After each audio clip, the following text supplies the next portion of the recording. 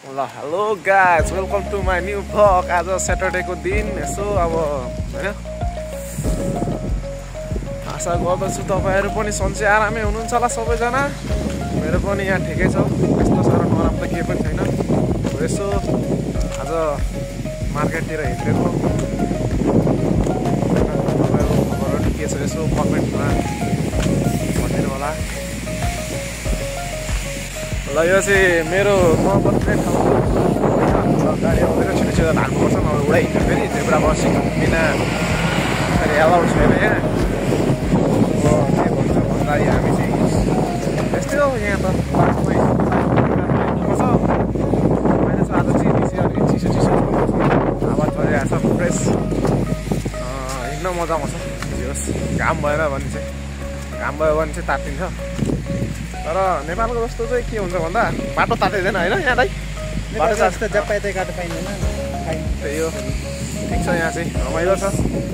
यसो अब मार्केटतिर सामान किन्नु पऱ्यो, रासन पानी एक हप्ताको लागि ट्याक्क। अब ड्युटी त भइरहेको छ हप्तामा होइन। आज शनिबारको दिन चाहिँ अब मार्केटतिर जानुपर्छ। मार्केट गएपछि सामान किन्यो ल्यायो। हेलो दर्शक नमस्ते सबैलाई, मेरो फेरि स्वागत छ अर्को नयाँ ब्लगमा तपाईँहरूको साथमा। अब के हो भन्दा आज शनिबार हो नि, थाहा छ नि सबैलाई। यो चाहिँ मेरो रुम पार्टनर दाइ हो होइन।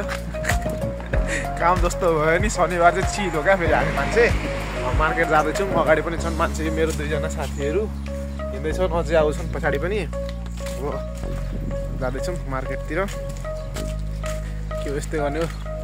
यहाँ फेरि आज शनिबार हो, शनिबार त यहाँ स्विमिङ पुल आइपुग्यो क्या। यो चाहिँ स्विमिङ पुल हो।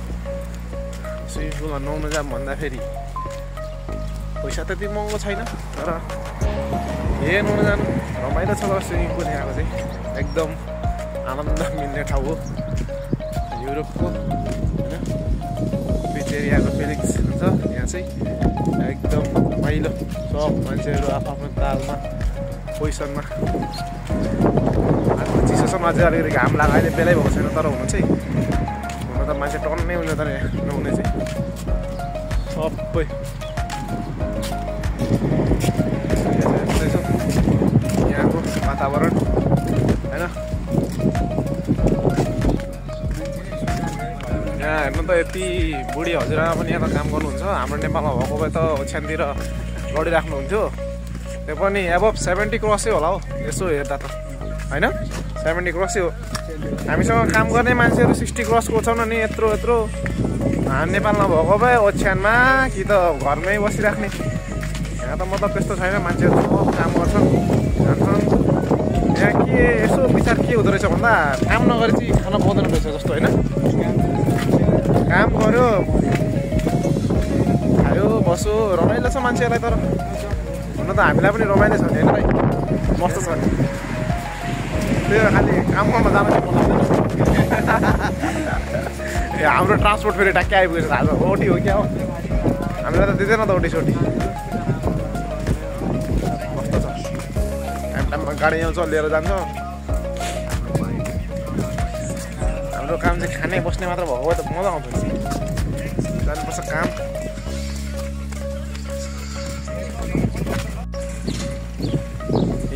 यो चाहिँ अब पेनी आइलागिसक्यो। हाम्रो मार्केट चाहिँ नजिक भनेको पेनी हो। अब यहाँ हामी आउँछ पुगिसक्यौँ होइन। यहाँ सामान किन्ने हो अलिक हेरौँ अब आज के किनिन्छ। एक हप्ताको लागि किनेपछि हामी त फेरि आइदिनमा एकचोटि शनिबार आइन्छ। कुनै दिन काम गर्नु भने पनि केही पुगेन छ भने चाहिँ आउँछ। फेरि एकछिनपछि कन्टिन्यू गर्छु म अहिलेको लागि। By by.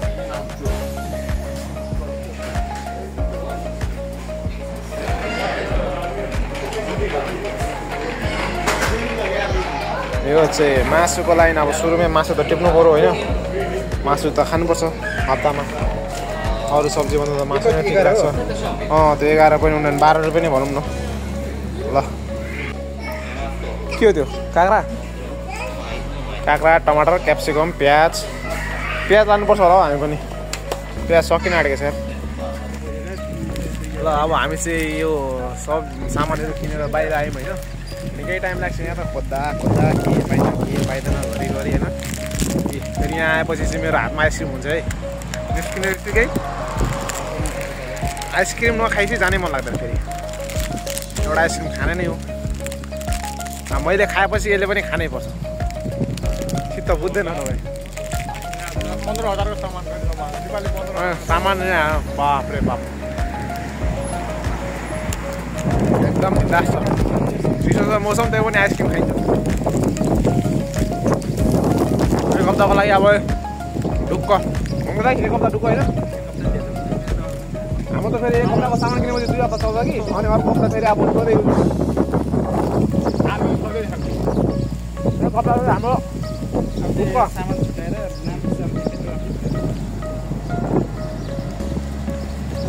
किन्यो टन्नै सामान किन्यो। के किन्यो के किन्यो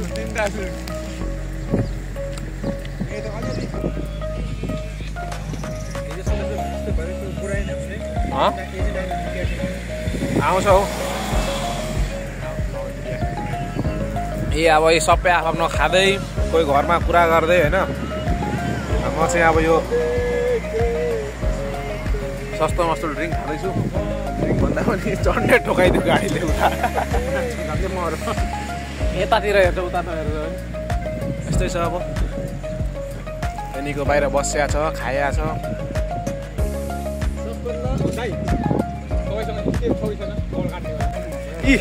हप्ताको दिन यो बिजोक एउटा हातमा दरो झोला बोकेको छ, अनि बोकेको छ।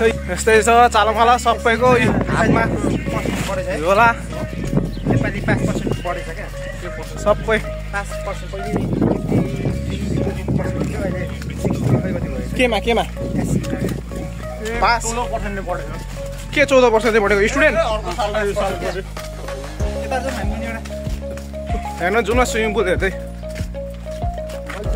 मेरो नि हात दुख्यो यार। लास्टै भारी छ पुरा।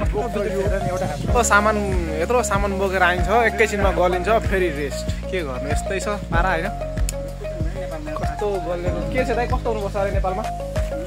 कस्तो हुनुपर्छ नेपालमा? यस्तो त छ त हाम्रो नेपालमा। के छैन हाम्रोतिर चाहिँ छ है, हाम्रो एरियातिर यस्तो। यो ठेला मतलब गाडीमा बोको होइन, यस्तो चाहिँ छ है। यो चाहिँ यो स्विमिङ पुल अघिको होइन, दामी छ। यो ओखरको बोट, अब ओखर कहिले पाक्छ झर्छ या ल्याम्लुम खाने हो मस्तले। यस्तै छ अब नयाँ नयाँ भ्लगर इन द टाउन। दाइ केही भन्नु छ तपाईँलाई मेरो भ्लगको बारेमा? Everything is good. Love you from Romania. सब्सक्राइबको बारेमा? सब्सक्राइब, फलो, लाइक, साइक, कमेन्ट हान्दिनु हाम्रो भाइको युट्युबमा। ल ठिक छ, धन्यवाद दाइ। के खै तल गएर फाइदा छ केही छैन। हाम्रो दाइ चाहिँ अब स्याउ खाने अरे होइन। तल खा भनेको अब माथिको खाँदा के गर्छ थाहा छैन। स्याउ झार्नुलाई हेर्नु न, नेपालीको बानी फेरि अर्काको सामान हात्नलाई छोड्दैन होइन। यस्तै छ स्याउको बोट। यो स्याउ हेर्नु यति छ हेर स्याउ। हामी यो मार्केटबाट यही किनेर ल्याउँछौँ नि। फेरि यहाँ यत्रो फलिरहेको छ हाम्रो घर अगाडि। यस्तो छ बोट यहाँको होइन। टिप्नु न, दुईवटा स्याउ टिप्नु न, हरियो भयो भने टिप्नु न। हरियो भयो भने टिप्नु न। म चाहिँ पहिला जान्छु होइन, अनि तिम्रो टिपेर खानु के गर्नु होइन दाइ। दाइको फेरि स्याल बुद्धि हेर्नु न, नजर स्याउतिर बाफ्रे बाफ। टिप्नु कि नजिकको टिप्नु त हरियो भ्याउनुहुन्छ त। ऊ हरियो पत्ता जस्तो छ, हरियो खाइदिउँ न त। के हरियो खाँदा के मार्केटबाट त हरियो ल्याउनुहुन्छ त? आउँदैन आउँदैन।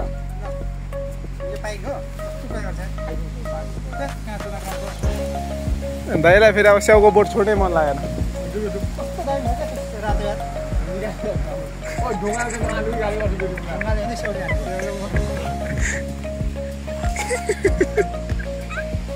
फाइनल्ली हाम्रो अब चाहिँ रुमतर्फ आइपुग्न आँटिसक्यौँ। पुग्न आँटिसक्यो भन्दा पनि पुगिसक्यौँ। रोड क्रस गर्दैछौँ, गाडी पनि हेर्नुपर्छ। जेब्रा क्रसिङ यहाँ त यहाँ चाहिँ खरमुजाको व्यापार भइरहेछ नेपाल जस्तै। आमा कत्रो ठुलो खरमुजा छ हौ, कम्ती ठुलो छ त खरमुजा पनि। नेपालमा त्यत्रो पाइँदैन यार। यहाँ चाहिँ हाम्रो यो गेट अगाडि बेकरी छ। भोक लाग्यो भने आयो, खायो, नास्ता बनायो होइन।